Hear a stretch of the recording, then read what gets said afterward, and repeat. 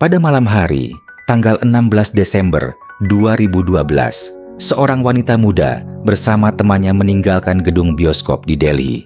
Mereka berencana untuk pulang, namun perjalanan mereka tiba-tiba terganggu saat menaiki sebuah bus berwarna putih yang berhenti di pinggir jalan.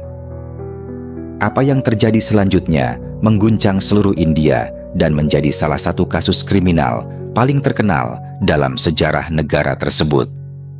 Sementara itu, jauh sebelumnya, pada tanggal 10 Mei 1989, di sebuah desa kecil di negara bagian utara Pradesh, India Utara, seorang gadis bernama Jyoti Singh lahir dari pasangan Badrinath dan istrinya.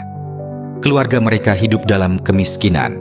Rumah mereka kecil dan kumuh, sementara penghasilan sang ayah nyaris tidak cukup untuk memenuhi kebutuhan dasar. Namun, Badrinath yang tumbuh dalam kondisi yang lebih buruk, bertekad untuk memastikan anak-anaknya memiliki masa depan yang lebih baik. Di masa mudanya, ia tidak mendapat kesempatan untuk bersekolah karena harus terus berjuang demi bertahan hidup. Pengalaman pahit itu menjadi pelajaran berharga baginya. Ia memutuskan bahwa anak-anaknya harus mendapatkan kesempatan yang tidak pernah ia miliki. Keputusan untuk pindah ke Delhi bukanlah hal yang mudah. Itu berarti meninggalkan semua yang mereka miliki demi mencari peluang yang lebih baik di kota besar, di mana persaingan untuk mendapatkan pekerjaan begitu ketat. Dengan tekad yang kuat, Badrinath akhirnya mendapatkan pekerjaan sebagai porter di bandara. Pekerjaan itu sangat menuntut secara fisik dan gajinya pun sangat kecil, tetapi ia bertahan. Hari-harinya dimulai sebelum matahari terbit dan baru berakhir larut malam. Ia tahu, hanya dengan cara itu, ia bisa menabung cukup uang untuk menyekolahkan anak-anaknya. Di tahun 1990-an, kesempatan pendidikan bagi anak perempuan di India masih sangat terbatas, terutama bagi keluarga miskin yang kesulitan memenuhi kebutuhan hidup.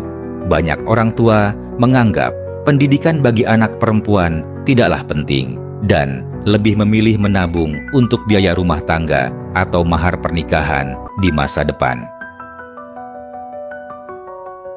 Namun, meskipun menghadapi tekanan sosial yang besar, Badrinath tetap teguh pada pendiriannya. Ia yakin bahwa putri sulungnya pantas mendapatkan kehidupan yang lebih baik. Maka, ketika sebuah sekolah pemerintah dibuka di daerah tempat mereka tinggal, ia melihatnya sebagai sebuah peluang besar untuk mewujudkan mimpinya bagi sang anak. Badrinath bekerja tanpa kenal lelah untuk mendaftarkan putrinya, Jyoti, ke sekolah. Ia menjadi gadis pertama di komunitas keluarganya yang bersekolah, sebuah tonggak sejarah yang melambangkan harapan dan kemajuan. Bagi Jyoti, pendidikan bukan sekadar kewajiban, melainkan sebuah hasrat. Ia segera menonjol sebagai siswa yang berdedikasi, terutama dalam mata pelajaran matematika dan bahasa Inggris. Tekad dan kerja kerasnya menarik perhatian para guru yang kerap memuji prestasinya dalam rapat sekolah.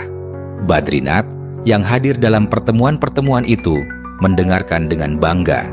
Pujian tersebut adalah kebanggaan atas pengorbanan yang telah ia lakukan demi masa depan putrinya.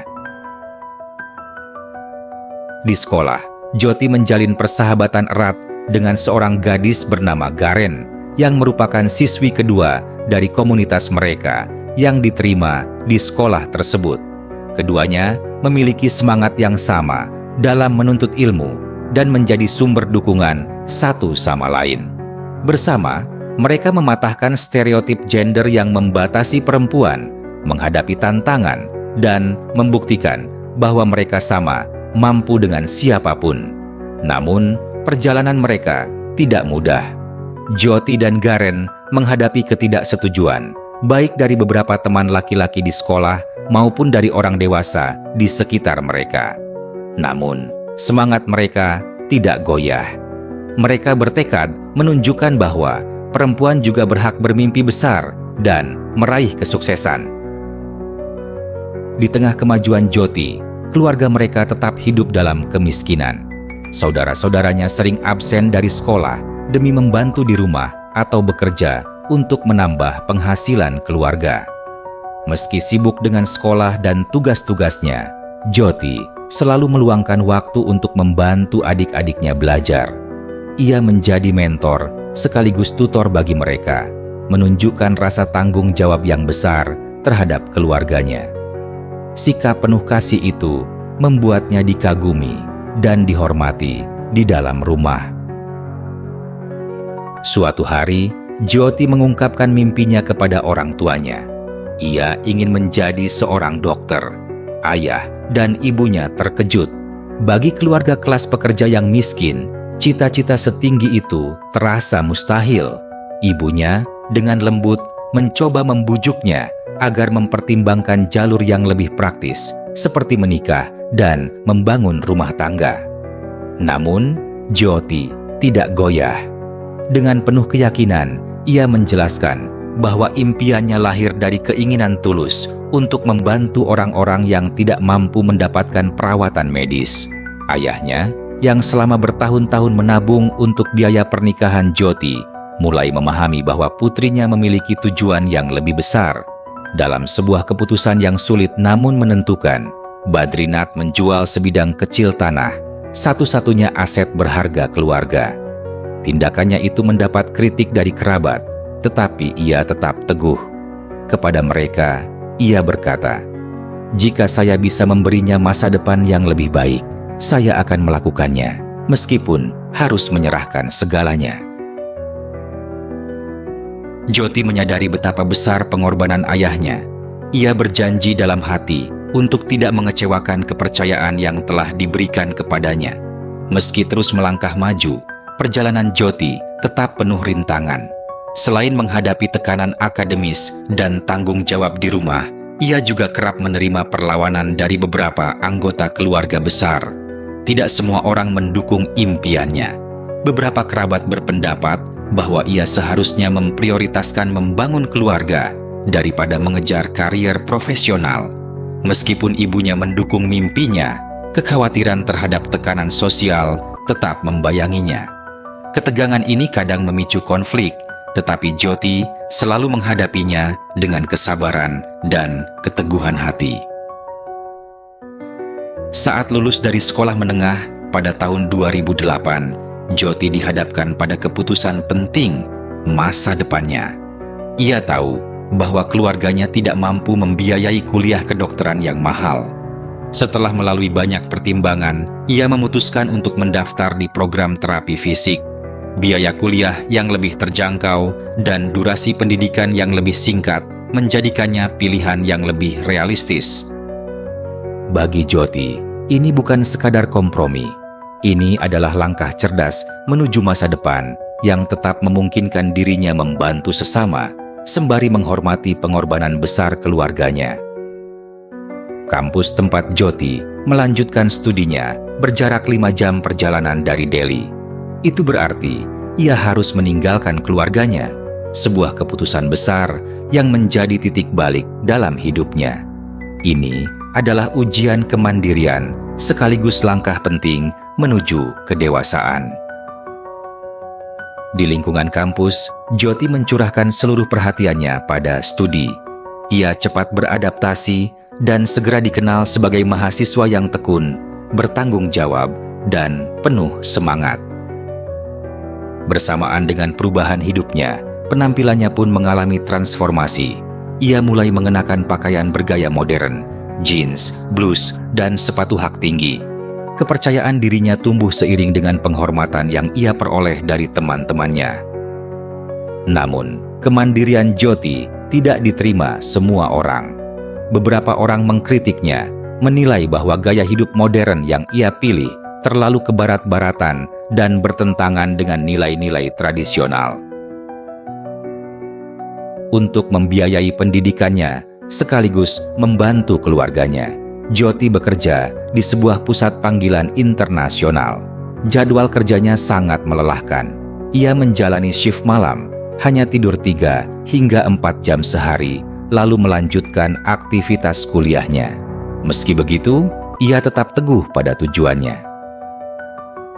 Pengalamannya di pusat panggilan membuka pandangannya terhadap dunia yang lebih luas. Berinteraksi dengan orang-orang dari berbagai latar belakang, memperkaya perspektifnya, sekaligus memperkuat tekadnya untuk membantu sesama. Di tengah kesibukannya, Jyoti tetap menjaga hubungan dengan Arvin, sahabat lamanya. Persahabatan mereka telah terjalin sejak sebelum Jyoti masuk kuliah, dan ikatan itu justru semakin kuat meski mereka terpisah jarak. Arvin, seorang insinyur komputer yang pendiam dan tenang, menjadi pendamping yang melengkapi kepribadian Jyoti yang energik dan berorientasi pada tujuan. Melalui panggilan video, mereka sering berbagi mimpi, pemikiran, dan saling menyemangati. Pertemuan tatap muka yang sesekali terjadi di Delhi menjadi momen berharga bagi Jyoti, sebuah pelarian sejenak dari rutinitasnya yang padat. Pada tanggal 16 Desember 2012, sehari sebelum Jyoti memulai magangnya di rumah sakit, ia memutuskan untuk bertemu Arvin. Hari itu dimulai seperti biasanya. Jyoti bangun pagi, menyiapkan teh, dan berbagi rencananya kepada kedua orang tuanya. Setelah berpamitan, ia pergi menemui Arvin. Bagi Jyoti, hari itu adalah kesempatan untuk bersantai sejenak dari tekanan studi.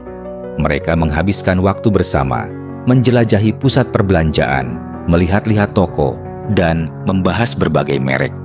Menjelang malam, mereka memutuskan untuk menonton film. Sekitar pukul 8 malam, pasangan itu merasa sudah waktunya untuk pulang. Pada awalnya, mereka mempertimbangkan untuk naik taksi, tetapi akhirnya memutuskan naik bus demi menghemat uang. Keputusan yang tampaknya biasa ini ternyata menjadi awal dari serangkaian peristiwa yang kelak mengubah hidup mereka dan mengguncang seluruh negeri. Malam itu, di sudut lain Delhi, ada sekelompok pria yang tengah merencanakan sesuatu. Mereka adalah Ram Singh, saudara laki-lakinya Mukesh, dan 3 kenalan mereka. Mereka memiliki sebuah bus sekolah berwarna putih, bus yang biasanya digunakan untuk mengangkut siswa. Namun, malam itu, mereka memutuskan menggunakan bus tersebut untuk tamasya dadakan. Bersama mereka, ada pula Akshay Thakur, 28 tahun, Vinay Sharma, 20 tahun, dan Pawan Gupta, 19 tahun. Rencana mereka terlihat sederhana: berkendara, bersantai, bersenang-senang, lalu pulang. Namun, yang terjadi malam itu melampaui apapun yang dapat dibayangkan siapapun. Bus putih itu berhenti di dekat Jyoti dan Arvin. Para pria di dalamnya menawarkan tumpangan. Arvin merasa ragu. Ia merasakan ada sesuatu yang tidak beres. Namun, Jyoti bersikeras. Sudah larut malam, dan ia tidak ingin membuat ibunya khawatir dengan pulang terlalu larut. Setelah membayar ongkos, mereka naik ke dalam bus. Pada awalnya, segalanya tampak biasa. Namun, tak lama kemudian, suasana berubah. Bus mulai menyimpang dari rute yang seharusnya. Arvin dan Jyoti mulai menyadari ada sesuatu yang tidak benar. Saat Arvin mencoba bertanya kepada pengemudi tentang rute, pertanyaannya disambut dengan tatapan dingin dan permusuhan. Situasi di dalam bus semakin memburuk. Lampu dimatikan, dan yang terjadi selanjutnya adalah serangan brutal yang kacau. Ram Singh dan komplotannya mulai menyerang pasangan itu. Dengan batang besi di tangan, mereka menghantam Arvin berulang kali saat ia berusaha melindungi Jyoti. Meskipun berusaha melawan, jumlah mereka terlalu banyak. Jyoti juga menjadi sasaran kekejaman para penyerang. Ia mengalami kekerasan yang mengerikan di tangan keenam pria tersebut. Ketika serangan akhirnya berakhir, mereka berdua sudah terluka parah. Para pelaku kemudian melemparkan tubuh mereka ke pinggir jalan yang sepi, meninggalkan mereka dalam keadaan tak berdaya. Pasangan itu menunggu bantuan, tetapi tak ada kendaraan yang melintas. Hingga akhirnya, seorang pekerja jalan raya melihat mereka dan segera menghubungi layanan darurat. Jyoti dan Arvin dilarikan ke rumah sakit, di mana perjuangan untuk menyelamatkan nyawa mereka dimulai. Malam itu menghancurkan hidup mereka. Mimpi dan masa depan mereka tiba-tiba berada di ambang kehancuran. Peristiwa tragis pada 16 Desember 2012 menjadi titik balik yang menggemparkan seluruh negeri. Tim kepolisian yang dipimpin oleh Inspektur Chaya Sharma segera tiba di lokasi kejadian untuk mengumpulkan bukti awal. Meskipun dalam kondisi kritis, Arvin mampu memberikan keterangan yang sangat berharga. Ia mengingat dengan jelas detail tentang bus yang mereka naiki, kendaraan putih dengan tirai kuning dan jok berwarna merah. Informasi ini menjadi petunjuk pertama dalam upaya pelacakan para pelaku. Sementara itu, para penyerang telah kembali ke lingkungan mereka. Ramsing dan komplotannya sepakat untuk tetap diam jika ada yang bertanya. Mereka membersihkan bus dengan cermat dan membagi barang-barang Jyoti di antara mereka untuk menghapus jejak kejahatan. Namun, kasus ini tak bisa ditutupi selamanya. Insiden ini segera memicu kemarahan publik dan menarik perhatian global.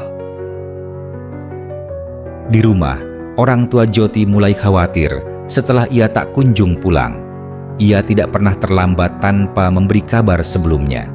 Sekitar tengah malam, mereka menerima telepon dari polisi. Namun, informasi yang diberikan masih samar. Hanya disebutkan bahwa telah terjadi sebuah insiden. Ketika ayah Jyoti tiba di rumah sakit, apa yang dilihatnya menghancurkan hatinya. Ia segera menghubungi anggota keluarga lainnya untuk mendapatkan dukungan di masa sulit ini. Kondisi Jyoti sangat kritis. Luka-lukanya begitu parah hingga dokter memperingatkan bahwa harapan untuk selamat hampir tidak ada. Salah satu dokter bahkan menyebut luka-luka yang dideritanya sebagai yang paling mengerikan yang pernah ia lihat sepanjang karirnya. Jyoti menjalani serangkaian operasi, tetapi kerusakan yang dialaminya sangat serius. Hampir 95% dari saluran pencernaannya telah hancur. Peluangnya untuk bertahan hidup sangat kecil. Sementara itu, penyelidikan terus berlanjut. Para detektif meningkatkan upaya mereka untuk menemukan bus yang digunakan dalam kejahatan tersebut. Namun, mencari kendaraan putih di Delhi bukanlah tugas yang mudah. Beruntung, ingatan Arvin tentang detail tirai kuning dan jok merah mempersempit jumlah bus yang harus diperiksa menjadi sekitar 300 unit. Polisi mulai menyisir rekaman CCTV di seluruh kota. Akhirnya, mereka menemukan bus yang sesuai dengan deskripsi di dua lokasi berbeda. Meski dalam kondisi lemah, Jyoti tetap bersikap tenang dan tegar. Ia memberikan kesaksian terperinci tentang malam itu dan bahkan mengidentifikasi beberapa pelaku dengan nama Ramsing, Akshay Thakur, Pawan Gupta, Vinay Sharma. Keteguhan Jyoti menjadi petunjuk penting bagi penyidik. Beberapa jam kemudian, Arvin melengkapi kesaksian dengan menyebutkan bahwa pintu belakang bus telah dikunci selama serangan. Bukti ini semakin memperjelas skenario kejadian dan mempercepat penyelidikan. Polisi akhirnya menemukan bus tersebut terbengkalai di pinggiran Delhi. Di dalamnya, mereka menemukan pakaian berlumuran darah yang diyakini milik Jyoti, serta sebuah alat bersama batang besi yang digunakan dalam serangan. Temuan ini menjadi bukti kunci dalam kasus tersebut. Namun, menangkap para tersangka tetap menjadi prioritas utama. Ramsing, otak dari kejahatan ini, terlihat di dekat lokasi bus ditemukan. Ia mencoba melarikan diri, tetapi dengan cepat berhasil ditangkap oleh polisi. Bus kemudian diperlihatkan kepada Arvin untuk memastikan identitasnya.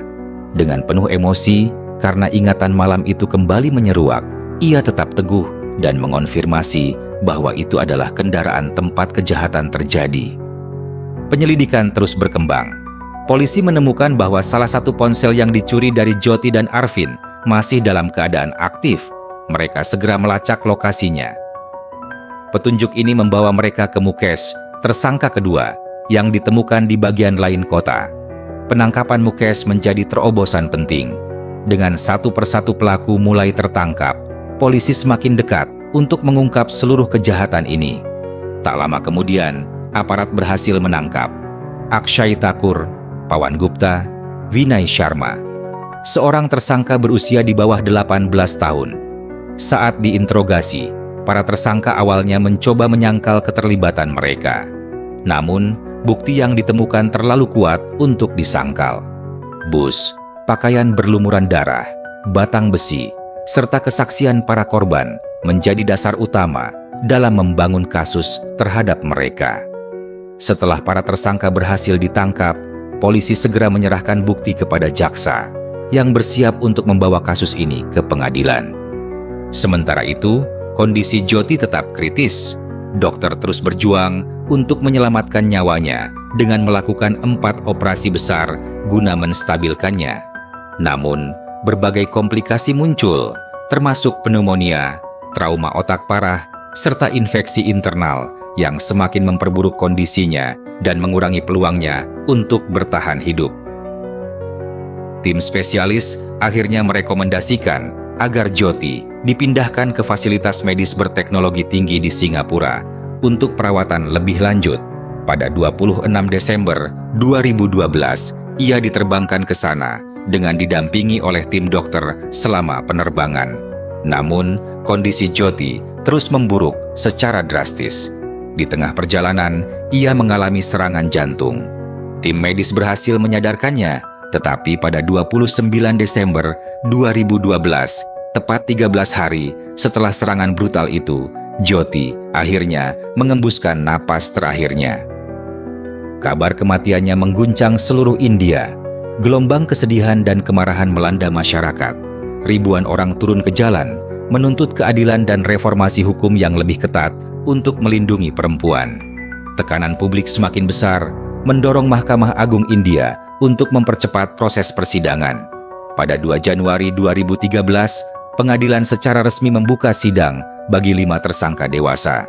Mereka didakwa atas berbagai kejahatan, termasuk penyerangan seksual dan pembunuhan tingkat pertama yang dapat berujung pada hukuman mati.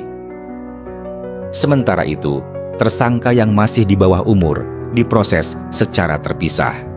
Pada 31 Agustus 2013, Dewan Peradilan Anak menjatuhkan hukuman 3 tahun di fasilitas rehabilitasi, hukuman maksimum yang diperbolehkan berdasarkan Undang-Undang Perlindungan Anak di India. Keputusan ini menimbulkan kemarahan publik. Orang tua Jyoti termasuk di antara mereka yang paling vokal menentang putusan tersebut. Mereka menilai bahwa kebrutalan kejahatan yang dilakukan tersangka di bawah umur seharusnya membuatnya diadili sebagai orang dewasa. Di tengah jalannya proses hukum, sebuah peristiwa mengejutkan terjadi. Pada Maret 2013, Ram Singh yang diduga sebagai pemimpin kelompok pelaku ditemukan tewas di dalam sel penjaranya. Pihak berwenang menyatakan bahwa ia melakukan bunuh diri, tetapi banyak pihak yang meragukan klaim ini, sehingga menimbulkan berbagai spekulasi. Namun, proses persidangan tetap berlanjut. Kasus Jyoti menjadi salah satu yang paling terkenal dan menyayat hati dalam sejarah India modern. Pada 10 September 2013, pengadilan menjatuhkan vonis terhadap 4 tersangka dewasa yang tersisa. Mereka dinyatakan bersalah atas berbagai kejahatan, termasuk penyerangan fatal terhadap Jyoti, kerusakan yang disengaja, penghancuran barang bukti, percobaan pembunuhan terhadap Arvind. 3 hari kemudian, keempatnya dijatuhi hukuman mati. Putusan ini memicu berbagai reaksi. Banyak yang merasa bahwa keadilan telah ditegakkan. Namun, di sisi lain, keluarga para terpidana memohon keringanan hukuman. Proses hukum masih terus berlanjut. Meskipun berbagai banding diajukan, Mahkamah Agung India tetap mempertahankan hukuman mati bagi mereka pada 13 Maret 2014. Namun, kasus tersangka termuda mengambil jalur yang berbeda. Pada 2017, setelah menjalani hukuman 3 tahun di Pusat Rehabilitasi Remaja, ia dibebaskan. Laporan menyebutkan bahwa ia telah memulai kehidupan baru, mengubah namanya dan bekerja sebagai juru masak di sebuah daerah pedesaan. Ia tetap berada di bawah perlindungan sebuah organisasi nirlaba yang bertugas memastikan keselamatannya. Bagi para terdakwa dewasa, kasus ini mencapai akhirnya beberapa tahun kemudian. Pada Maret 2020, keempat pria yang dijatuhi hukuman mati akhirnya dieksekusi di penjara Tihar, Delhi. Ini menjadi titik balik bagi keluarga Jyoti. Mereka telah berjuang tanpa lelah untuk mendapatkan keadilan bagi putri mereka. Namun, di sisi lain, keluarga para terpidana harus menghadapi kesedihan mendalam akibat kehilangan orang yang mereka cintai. Kisah Jyoti menjadi simbol kuat perjuangan keadilan di India. Tragedi ini mendorong reformasi hukum yang lebih ketat serta kesadaran sosial yang lebih besar terhadap kekerasan berbasis gender. Namun, kasus ini juga menimbulkan pertanyaan mendalam tentang rehabilitasi dan akuntabilitas, terutama ketika pelaku kejahatan adalah anak di bawah umur. Meskipun memilukan, tragedi ini memicu percakapan penting tentang agresi seksual dan perubahan sistemik yang diperlukan untuk menciptakan masyarakat yang lebih aman. Kasus ini akan selalu menjadi pengingat tentang pentingnya keadilan dan ketahanan bagi mereka yang memperjuangkannya. Malam itu, dunia telah kehilangan satu cahaya, tapi bukan selamanya. Karena meski tubuhnya hancur, suaranya tidak akan pernah padam. Jyoti Singh bukan sekadar nama. Ia adalah simbol. Simbol keberanian, simbol perlawanan, simbol dari semua perempuan yang dipaksa hidup dalam ketakutan. Mereka pikir mereka bisa membungkamnya. Mereka pikir dengan menyakitinya mereka bisa membuat dunia lupa. Tapi mereka salah, karena setiap tangis yang pecah di tengah malam, setiap perempuan yang berjalan dengan waspada, setiap ibu yang mengkhawatirkan anak perempuannya, mereka semua adalah saksi bahwa dunia belum berubah.